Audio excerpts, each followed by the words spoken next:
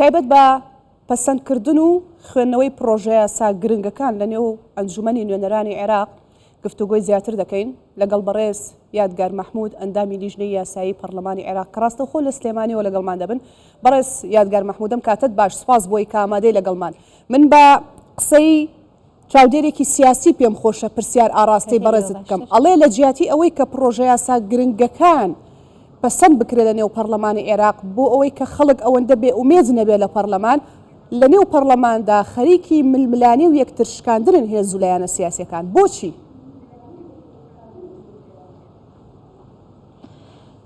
ڕاستیەکەی ئەم کاتەی بەڕێزیشتان باش بەڕێزم، من وهای نبینم کە خەتاکە بڵێن لە ئەستۆی ئەنجومەنی نوێنەرانی عێراقا بێ بۆ لەبەرەوەی کە بڵێن مەطبەخی سیاسی ناو پەرلەمان نییە، بەڵکو مەطبەخی سیاسی هەمومان نەزانین دەکەوێتە لای بڵێن لایەنە سیاسیەکان و لە مەکتەب سیاسیەکانی ئەو لایەنانەی کە بوونیان هەیە لە ناو پەرلەمانە و هەروەها بەشدارن لە ناو حکوومەتە. بۆیە بەڕێی من ئەو مەسئولیەتە گەورەیە بخرێتە سەر ئەستۆی هینە و پەرلەمانەوانێ. بۆ بەڵگەیەکی تریش بۆچی کە ڕاستیەکەی پەرلەمان لەو هینە لەو ئەرکەیە بەناحقی بڵێن ئەخرێتە ئەستۆیەوانێ، ئەوەیە زیاتر لە دەرەوەی پەرلەمان خۆی دەبێ ڕێکەوتن هەبێ لە پێشە ئەو ڕێکەوتنەی کە ضرورە هەبێ بۆی کە ئەم پرۆسەیە ڕاستیەکەی بە سەرکەوتن دوای ئەوەی کە ئێمە دوو جار هەوڵماندا کە سەرۆکی پەرلەمان بڵێن دەستنیشان بکەین و دەنگی لەسەر بین، ئەوە بوو لەناو خودی لایەنە سونیەکانە کە هەمویان بەیەکەوە سیادە بڵێن کوتلەی سیادە پێگەێنن لە ئەنجومەنی نوێنەرانی عێراقا نەیانتوانی لە دەرەوەی پەرلەمان ڕێک بکەون لەسەر مڕەشحێکیان لەسەر کاندیدێکیان بۆ ئەوەی کە دیاری نەکردنی سەرۆکی پەرلەمان چ کاریگەریەکی لەسەر پەکخستنی ئەم پرۆژە یاسایانە دروست کردووە؟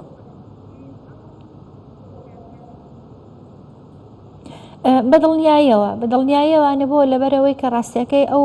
پرسە گرنگانەیە با بڵێن ئەو بە پرۆژە یاسایانی کە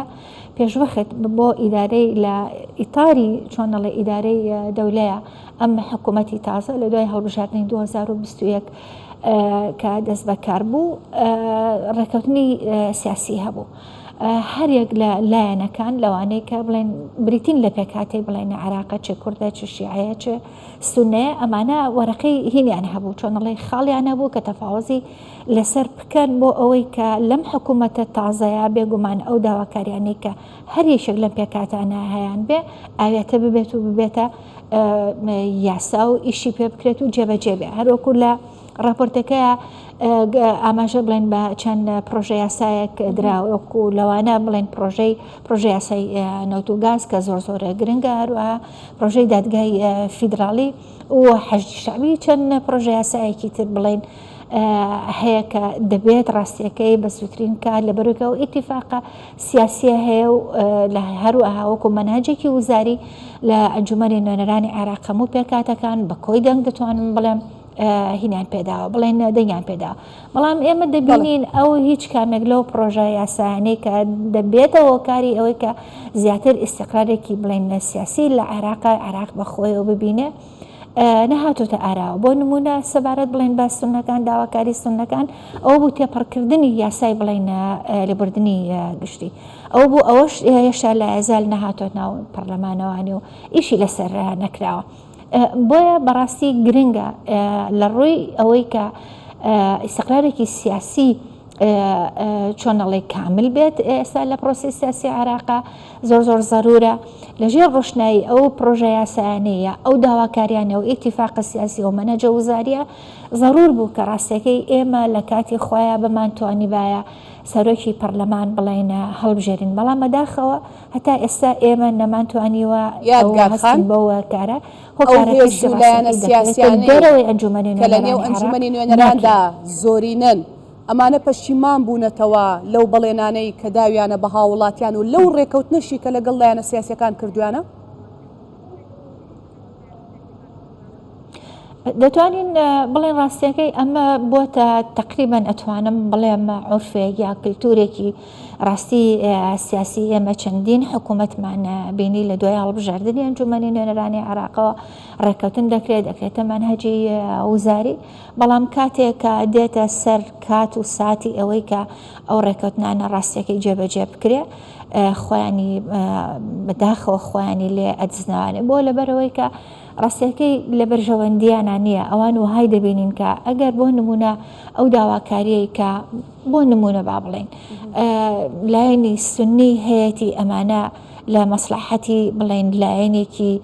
تردانیە، هەروەها ئەو داواکاریانەوە ئەو خواستانەی کە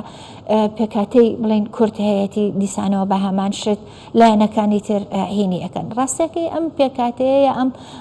هەچەند ئەم محەسەساتانە بڵێن هەیە بۆتە ڕێگری ئەوەی کە چۆنەڵێ پرۆسی سیاسی یا پرۆسی بەڕێوەبردن و ئیدارەدانی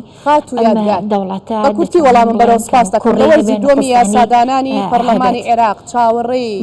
پرۆژە یاسای نەوت و گاز بکەین بێتە یاسا چونکە خۆ دەزانێت بۆ تەواوی عێراق و عێراقیەکان و هەرێمی کوردستانیش یاسایەکی گرنگە.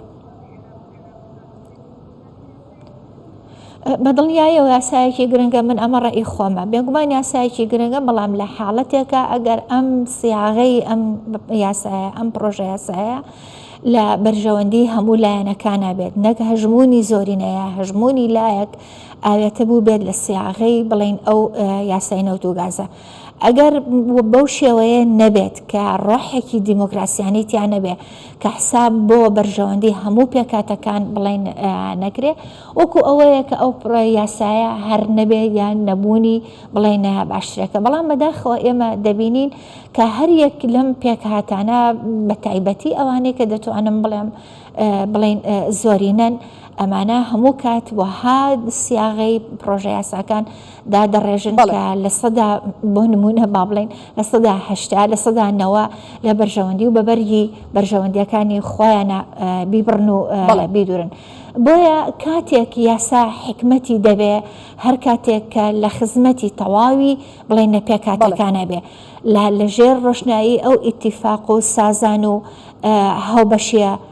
ڕاستەقی نابێت کە عێراقی نوێ لە دوای 2023 ڕاستیەکەی لەسەری دروست کرا. بەڕێز یادگار مەحموود ئەندامی لیژنەی یاسای پەرلەمانی عێراق سپاس دەکەم.